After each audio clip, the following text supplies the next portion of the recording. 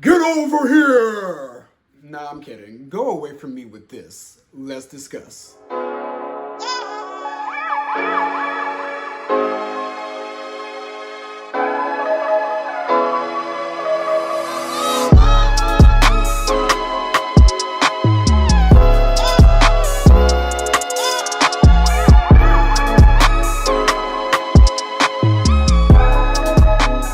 What's up, y'all? It's your boy Beasley here. Hope you all are staying cool, calm, and collected out there. In terms of videos this week, I don't have much to do, so I'm deciding to come at you guys with a Mortal Kombat movie review. Now, y'all, this review is a little late because, for one, the first time I watched it, I'm not gonna lie to y'all, I fell asleep. Like, it was not that entertaining to me. But I will say there were some positive and negatives about this movie, but overall, this movie to me was a disappointment. But we're going to get into it. And also, I wanted to talk to you guys about a little history with me and Mortal Kombat. For one, I am a huge Mortal Kombat fan. I've been playing since I was fresh out the womb. I've played every single game, owned most of them. However, I will say I did not like Mortal Kombat X, and I really did not like Mortal Kombat 11, the latest video game.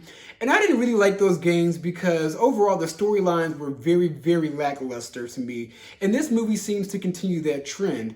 Now, there are going to be some spoilers in this review, but trust with the plus, you do not miss much. Now, starting off, I don't want to full on just bash this movie. I will say with the positives, the fight scenes were decent. Now, there wasn't a specific fight scene that really stood out to me, but I will say, the first fight scene between Sub-Zero and Scorpion at the very beginning of the movie, really the beginning of the movie overall was the best part for me, but that was the standout fight scene. I thought it was even better than Sub-Zero and Scorpion's last fight scene at the end of the movie. The casting for the most part was decent. I will say I did like Liu Kang, Kung Lao, Scorpion, Sub-Zero. They were casted well. Makaar Brooks' Jax was casted well. Sonya, the girl looked like Sonya, but the way they wrote her dialogue and the way they wrote her personality, it didn't really give me Sonya from the video games. It really didn't give me the badassery that Sonya brings from the franchise, but the girl did look the part. I like that they casted Molina as a black woman. I will say, though, I'm going to get into my problems with Molina in a little bit.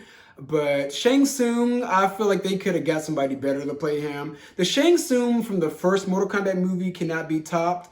And also, my overall opinions of the Mortal Kombat movies, I will say the first movie was great, especially for the 90s. I thought it was a great action flick. Second movie, absolutely terrible. One of the worst movies ever made. So it's kind of hard to compare this movie to those last two movies, especially with the advancements in technology. But even with the advancements in the technology, I still feel like this movie kind of fell flat, especially with certain scenes. But overall, the casting was pretty decent for the most part. And the last positive I liked was the introduction of Arcana. So Arcana is how these humanoid characters are able to have superpowers like laser beams and be able to shoot fire and also able to bend wind and also having tech powers. I like that they gave an explanation to people who are not privy to Mortal Kombat, a reason why these human characters have superpowers, because that is something that was never really addressed in the video game. You know, it's a video game, so it was just kind of like fiction. We didn't really have to have a real explanation for why these people have powers. So I thought the introduction of Arcana was very, very clever, and I will give the writers props for that one. And with the dragon markings, that was something that was never really notable in the gaming franchise. Some characters mainly had markings or tattoos based on if they were a demon or based if they belonged to a faction like the Red Dragon Clan or the Lin Kuei. Now on to what I did not like about the movie. First of all, Cole Young. Cole Young, unnecessary, unwanted, unneeded. Cole Young, the character just felt completely paper thin and flat to me. He was just such an unnecessary addition. And then for y'all to make him the main character, I want to know whose decision was to make a new character who's not even anywhere in the franchise the main person of the story, especially with somebody with such a dull personality like his. Cole Young was revealed to be the descendant of Scorpion. I honestly thought he was going to be revealed as Cobra. Cobra was a character that they introduced in the Mortal Kombat Deadly Alliance video game, who also has a similar background. The only difference between those characters was that Cobra was evil and Cobra was also a blonde white man that looked like Ken from the Street Fighter franchise.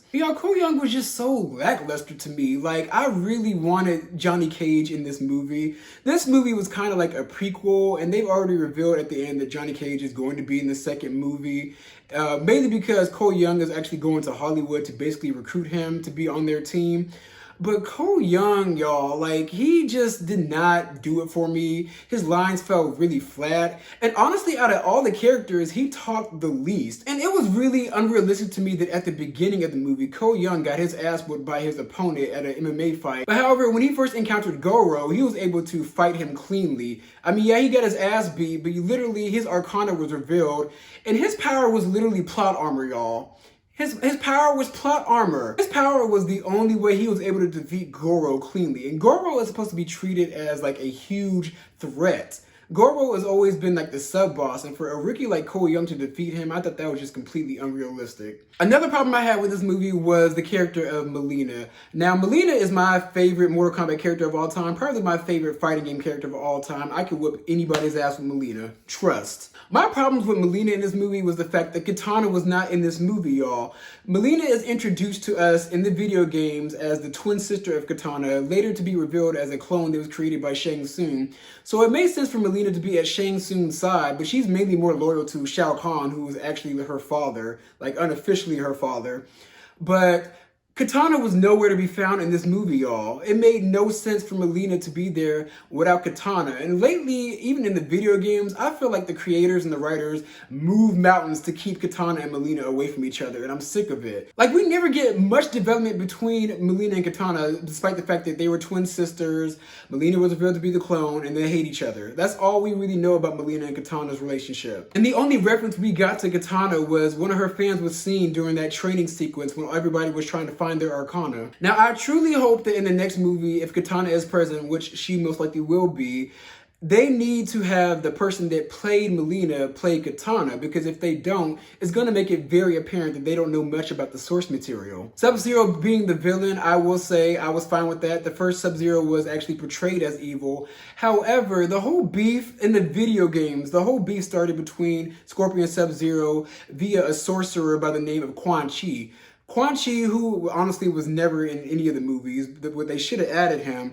Quan Chi disguised himself as Sub-Zero and then attacked Scorpion's village, and that created the beef between Scorpion and Sub-Zero. In this movie, Sub-Zero and the rest of the Lin Kuei attack the village, but there's no rhyme or reason given between Scorpion and Sub-Zero's beef. Like, there's no history, there's no backstory, and it's not fleshed out whatsoever. Now, I'm guessing in the second movie, Sub-Zero's gonna come back as Noob. That's what happened to the first Sub-Zero. Like, the first Sub-Zero came back as Noob and was evil, and then another Sub-Zero, which was the first Sub-Zero's brother, steps into the Sub-Zero moniker, and he becomes the good Sub-Zero.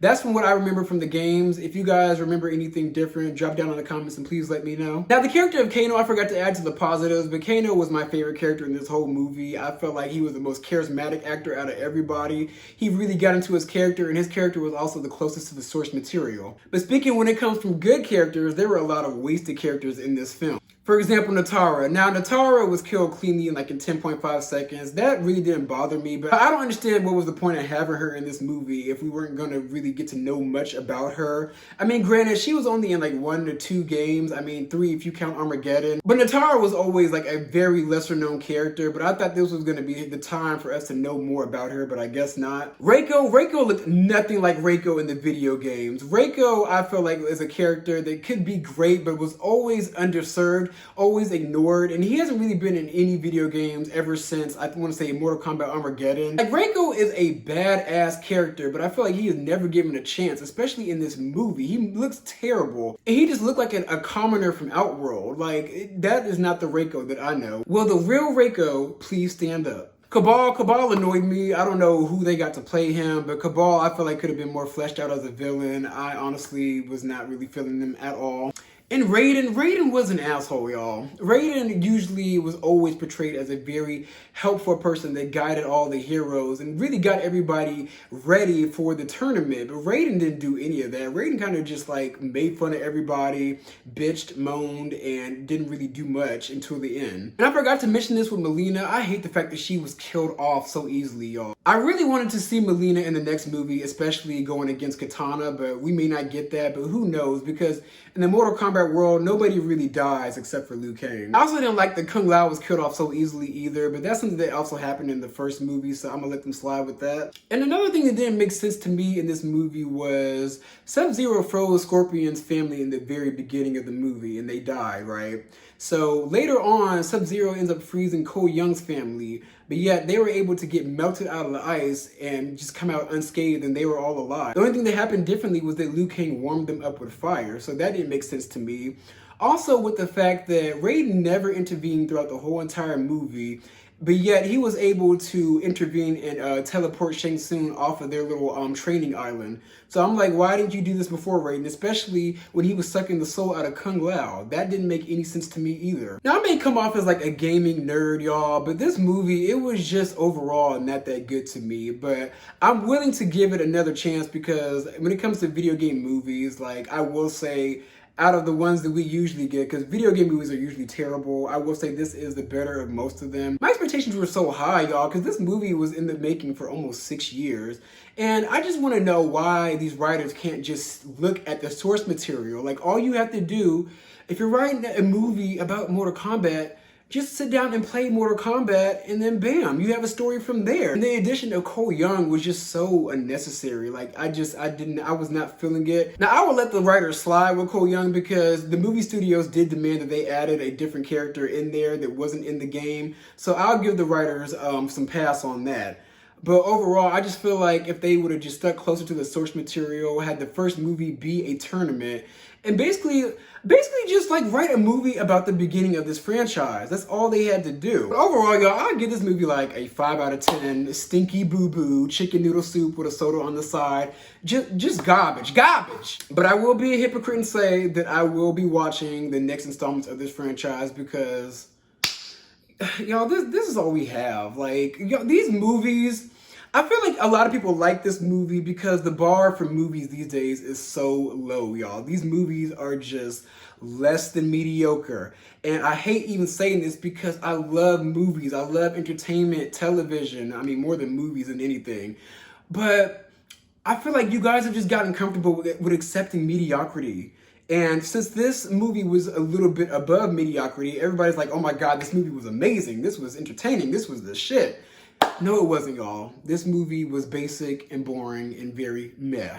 But it was an honest first try for them, and I'm willing to give them a second chance. If they fuck it up the next time, then that's on them. But those are my views on the Mortal Kombat movie, so be sure to like, comment, and subscribe. And I'm going to come at you guys with some more content.